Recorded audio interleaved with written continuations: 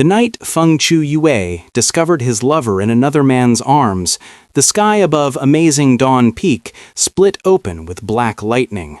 He stood frozen in the doorway of the Jade Chamber, his blood-red robes suddenly too heavy, too tight. The spiritual energy he'd been cultivating for 300 years crackled wildly around his fingertips as he watched Xiao Zhenren, his beloved, locked in a passionate kiss with Shen Wuming, the visiting cultivator from the rival Eternal Frost Sect. Zhenren's long silver hair spilled across the silk pillows like moonlight. Shen Wuming's hands were buried in those strands, possessive and hungry. The same hands that had clasped Qiao Yue's own just that morning in a gesture of friendly greeting. The same mouth that had smiled at him over tea. Qiao Yue's heart shattered so completely that for a moment he forgot how to breathe. The demon core inside his chest, the very source of his cultivation, pulsed with agonizing darkness. Qiao Yue? Zhenren's voice cut through the silence as he finally noticed the figure in the doorway. His jade-green eyes widened with something that might have been guilt, might have been fear. He pushed Shen Wuming away, but the damage was already carved into Qiao Yue's soul. "Don't." The word came out as a low growl. Qiao Yue's eyes flashed crimson, his demon nature rising to the surface. "Don't you dare say my name with that mouth." Shen Wuming had the audacity to smirk, adjusting his pristine white robes with casual arrogance. "Feng Shixiang, surely you understand, matters of the heart are complicated in the cultivation world. Xiao Shixiang and I share a bond from—" "Get out." Qiao Yue's voice dropped to a whisper, but the temperature in the room plummeted. Frost crept across the walls. "Get out before I forget that killing you would start a war between our sects." "Qiao Yue, please, let me explain." Zhenren reached for him, desperation cracking his usually composed voice. But Qiao Yue was already gone, vanishing in a swirl of dark mist and broken promises. 5 years later.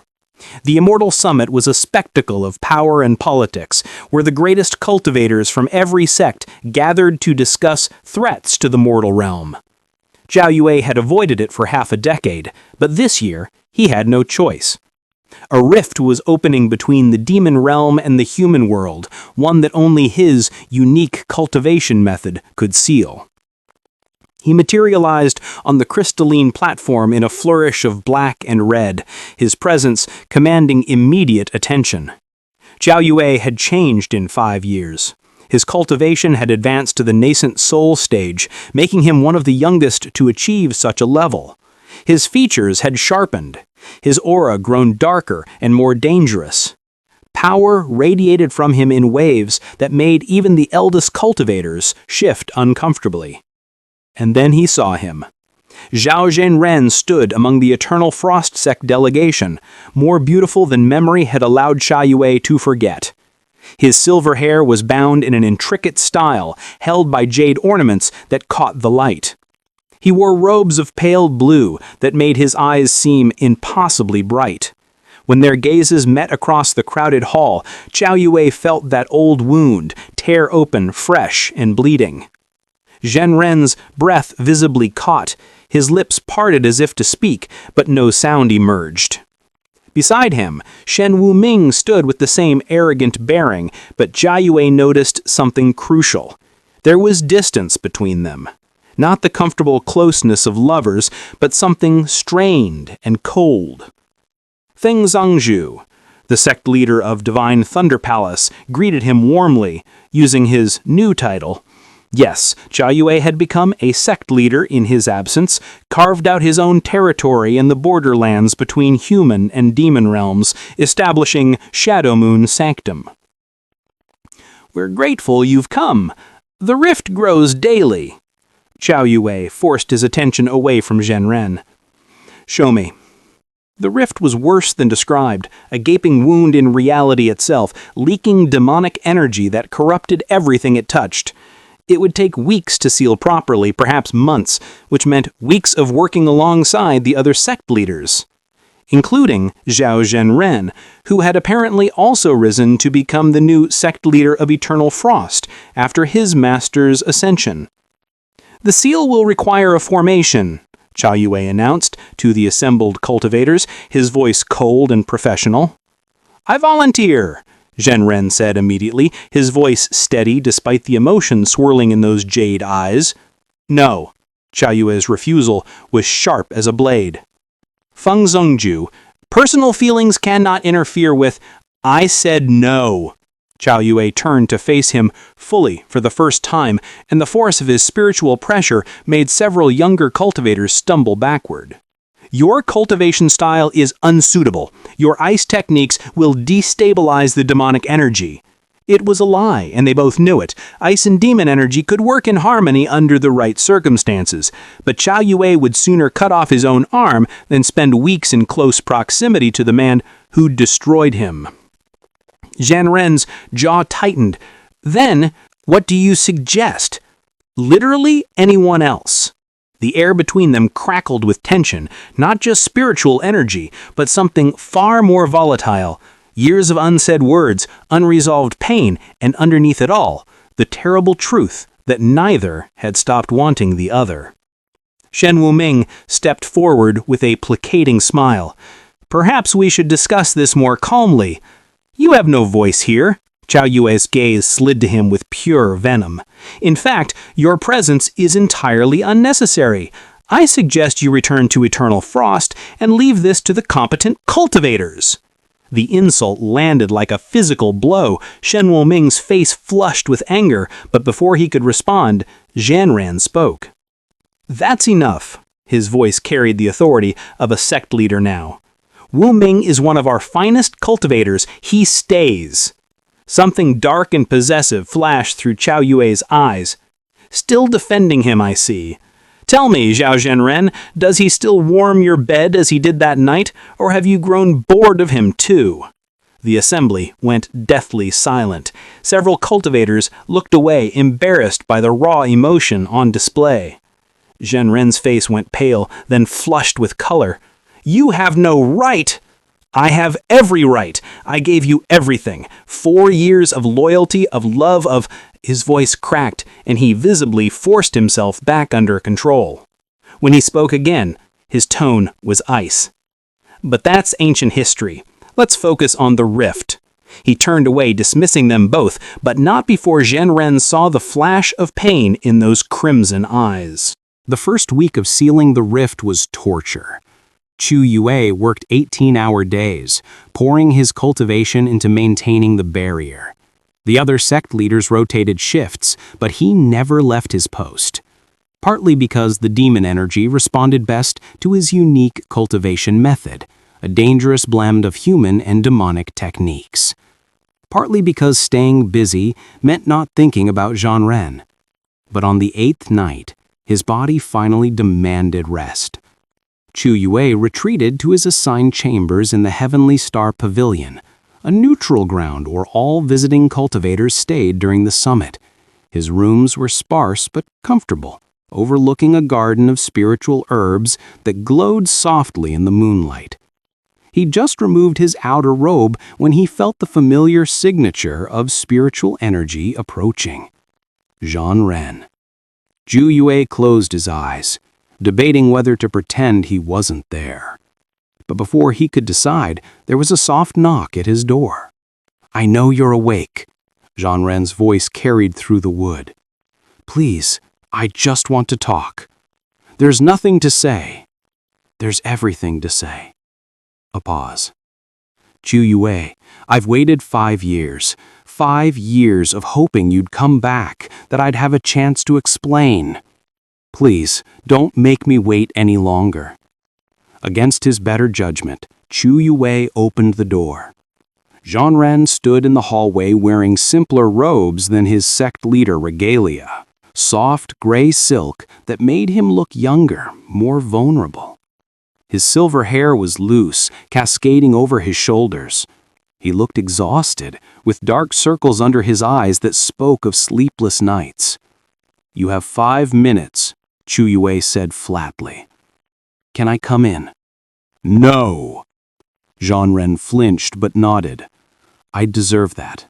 I deserve your anger, your hatred. What I did was unforgivable. Then why are you here? Because I need you to know the truth. Jean-Ren took a shaky breath. That night, what you saw, it wasn't what you think. Chu Yue laughed bitterly. Really? Because it looked quite clear. His tongue down your throat seemed fairly straightforward. He kissed me. I didn't kiss him back. You were on top of him in our bed. Because he tackled me. Jean-Ren's composure cracked. Chu Yue, please, just listen. Shen Wuming had been pursuing me for months. I kept refusing him, kept telling him I was devoted to you. That night, he came to our chambers claiming he had urgent Sect business to discuss. The moment we were alone, he attacked me, used a confusion talisman to crowd my judgment. By the time you walked in, I was just starting to break free of it. That's convenient. He has proof. Jean-Ren reached into his robes and pulled out a jade slip. Testimonies from 3 disciples who saw him purchase the talisman, records from the Eternal Frost archives showing he'd been reprimanded for similar behavior before. And this, he held up a second jade slip, a recording of him bragging about it to his friends, about how he'd finally get rid of you and claim me for himself. Chu Yue stared at the jade slips, his mind racing. Why didn't you tell me this 5 years ago? I tried. Jean-Ren's voice broke. I sent you letters, messengers, everything. You'd vanished so completely that even scrying spells couldn't find you. I searched for 3 years before I finally accepted that you didn't want to be found. Tears slipped down his cheeks now, and he made no move to wipe them away. Do you have any idea what it's been like, knowing you hate me, that you think I betrayed you, when the truth is I've never stopped loving you for a single moment? The words hit Chu Yue. He gripped the doorframe, his knuckles white. Shen Wuming confessed everything 2 years ago, Jean-Ren continued, publicly, in front of both our sects. He'd been consumed by guilt. The talisman had damaged his cultivation foundation, a karmic punishment. He spent the last 2 years in seclusion, trying to repair the damage. That's why he barely has the strength to participate in sealing the rift. You still brought him here? The elders insisted. They said he needed to face you, to make amends as part of his atonement. But I don't care about his atonement. I care about you, about us. Chu Yue, I know I don't deserve your forgiveness, even if I was a victim in this too. I should have fought harder to reach you. I should have... Stop. Chu Yue's voice was hoarse. Just stop. I can't. Jean-Ren looked up at him, those jade eyes shimmering with unshed tears. I've been dead inside for 5 years, going through the motions, leading my sect, but feeling nothing. And then today, when I saw you again, I felt alive for the first time since you left. Even your anger, your hatred, it's better than the emptiness. I don't hate you, Chu Yue whispered, the admission torn from somewhere deep inside. That's the problem. I want to hate you. It would be so much easier. Then what do you feel? Jean-Ren finally looked at him. Really looked at him. Saw the pain written in every line of that beautiful face, the way his hands trembled, the desperate hope that flickered in his eyes. I feel like my heart was ripped out, and I've spent 5 years pretending I could live without it. I feel like an idiot for wanting you even now, after everything. I feel... Jean-Ren moved before Chu Yue could finish, closing the distance between them and pressing their lips together in a kiss that was full of 5 years of longing. For a heartbeat, Chu Yue was frozen. Then his control shattered. He grabbed Jianren, hauling him inside and slamming the door with a blast of spiritual energy. His mouth moved against Jianren with bruising intensity, 5 years of pain and anger and need pouring into the kiss. Jianren responded with equal passion, his fingers clutching at Chu Yue's robes as if afraid he might disappear again. "I missed you," Jianren gasped against his lips. "I missed you so much." "Shut up," Chu Yue growled, walking them backwards toward the bed. "Just don't talk." Because if Jianren talked, Chu Yue might have to think, might have to process everything he'd just learned, might have to confront the fact that he'd wasted 5 years believing a lie. Right now, he just needed to feel. They fell onto the bed in a tangle of limbs and silk. Chu Yue's hands were already working at Jianren's robes, desperate to feel skin, to confirm this was real. Jianren arched under him, helping shed the layers until he was bare from the waist up, his pale skin glowing softly in the moonlight. "You're thinner," Chu Yue observed, his fingers tracing the sharper lines of Jianren's ribs. "I haven't had much appetite." Jianren's hand slid under Chu Yue's inner robe, exploring the hard planes of muscle. "You're broader, stronger. Demon cultivation has its benefits." "I don't care what kind of cultivation you practice." Jianren pulled him down into another searing kiss. "I just care that you're here, that you're touching me again." Chu Yue's control was hanging by a thread. Every nerve in his body was on fire, his demon core pulsing in rhythm with his racing heart. He wanted to go slow, to savor this, but 5 years of starvation had left him ravenous. His mouth moved to Zenren's neck, biting and sucking hard enough to leave marks, claiming him, marking him as his. Zenren moaned, his back arching beautifully, and the sound went straight to Xiaoyu's groin. "Please," Zenren whispered, his hands fumbling with the ties of Xiaoyu's remaining robes. "Please, I need you. I've needed you for so long." Xiaoyu helped him, stripping away the last barriers between them. When their bare skin finally met, both of them gasped at the intensity of sensation. Spiritual energy crackled between them, red and black from Xiaoyu's demon core, silver and blue from Zenren's ice cultivation. The energies should have clashed, but instead they intertwined, creating something entirely new. "Your cultivation," Zenren breathed in wonder, his fingers tracing the dark marks that now decorated Xiaoyu's chest, evidence of his demon transformation. "It's beautiful. It's dangerous. I don't care." Zenren pulled him into another kiss, this one slower, deeper. Xiaoyu's hand slid down Zenren's body, wrapping around his length and drawing a sharp cry from him. He was already hard, already leaking, and the knowledge that Xiaoyu could still affect him this way was intoxicating. "Still so responsive," Xiaoyu murmured against his ear. "Still so perfect." "Only for you," Zenren gasped as Xiaoyu's hand moved in slow, torturous strokes. "Always only for you." Xiaoyu reached for the oil on the bedside table, a standard amenity in cultivation chambers, and coated his fingers. He watched Zenren's face as he pressed one finger inside, watched the way those jade eyes fluttered closed, the way his lips parted on a breathy moan. "Look at me," Xiaoyu commanded. Zenren's eyes opened, locking onto his, and the raw emotion there nearly undid him. Love, desire, relief, hope, all of it written plainly in that gaze. Xiaoyu added a second finger, then a third, working him open with the patience that came from knowing this body intimately.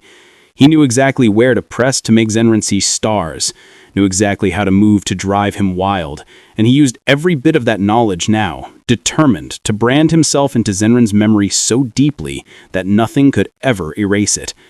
"Please," Zenren begged, his hips moving restlessly. "Please, I'm ready, I need—" "What do you need?" Xiaoyu's voice was dark, commanding. "Say it." "You. I need you inside me. Need to feel whole again." Zenren's hand reached up, cupping Xiaoyu's face, with such tenderness it made his chest ache. "Please, Xiaoyu, make me yours again." Xiaoyu positioned himself and pushed inside in one smooth thrust. They both cried out. Xiao Yu at the overwhelming heat and tightness, Zenrin at the feeling of finally being filled. For a long moment, neither of them moved, just breathing together, adjusting to the sensation of being joined again after so long. "I forgot," Zenrin whispered, his legs wrapping around Xiao Yu's waist. "I forgot how complete you make me feel." Xiao Yu began to move, starting slow, but quickly building to a punishing rhythm. Each thrust drove them both higher, their spiritual energy spiraling together in a dance of light and darkness. The bedframe creaked beneath them, and Xiao Yu distantly hoped the sound-dampening talismans on the room were functioning properly. He angled his hips, hitting that spot inside Zenrin that made him arch off the bed with a sharp cry. His hands gripped Zenrin's hips hard enough to bruise, holding him in place as he drove deeper, harder, chasing a pleasure that felt almost violent in its intensity. "Yes," Zenrin moaned, his nails raking down Xiao Yu's back. "Yes, like that. Don't stop. Please don't stop." Xiao Yu had no intention of stopping. He was lost in sensation, in the feeling of Zenrin's body accepting him, in the sounds falling from those perfect lips. His demon nature was rising, his eyes glowing feebly, his spiritual energy pouring into Zenrin with each thrust. "You're mine," Xiao Yu growled, his voice rough and possessive. "Say it. Say you're mine." "Yours," Zenrin gasped, his whole body trembling. "Always yours, only yours, please." Xiao Yu felt Zenrin's climax building, felt the way his body tightened around him. He reached between them, wrapping his hand around Zenrin's length and stroking in time with his thrusts. "Come for me," he commanded. "Show me who you belong to." Zenrin come with a cry that was probably heard throughout the pavilion, despite the talismans, his body clenching around Xiao Yu as his release spilled between them. The sight and sensation pushed Xiao Yu over the edge, and he buried himself deep as his own climax hit, pouring everything into Zenrin, his seed, his spiritual energy, his very soul. They collapsed together, breathing hard, their bodies still joined. Xiao Yu's head rested on Zenrin's chest, listening to the rapid beating of his heart, slowly returned to normal. "I love you," Zenrin whispered, his fingers threading through Xiao Yu's hair. "I never stopped, not for a moment in 5 years." Xiao Yu closed his eyes, feeling something break open inside his chest. All the walls he'd built, all the armor he'd wrapped around his heart, it crumbled in the face of those simple words. "I love you too," he admitted, his voice rough with emotion. "I tried to stop. I tried so hard, but you're in my blood, in my bones. You're part of my cultivation itself." Zenrin pulled him into another kiss, this one softer and sweeter, and tasted of salt from tears. Whose, Xiao Yu wasn't sure. Maybe both of theirs. They lay tangled together in the darkness, neither willing to break the connection. Outside, the moon climbed higher into the sky, bathing the room in silver light. Xiao Yu traced idle patterns on Zenrin's skin, relearning the geography of his body. "What happens now?" Zenrin asked quietly, his voice small and uncertain in a way that was so unlike his usual commanding presence. Xiao Yu was silent for a long moment. "I don't know," he admitted. The honesty hurt, but he owed Zenrin that much. 5 years, Zenrin. 5 years of believing you'd betrayed me, of building my entire life around that pain. I can't just forget that. He felt Zenrin tense beneath him, felt the sharp intake of breath that spoke of fresh wounds. "You're leaving again?" "I don't know," Xiao Yu repeated, pulling back to look at him. Those jade eyes were swimming with tears again, and it broke something in him to see it. "I want to stay. Gods, I want nothing more than to stay right here with you. But my sect, your sect, the political complications alone. I don't care about politics," Zenrin said fiercely, but his voice wavered.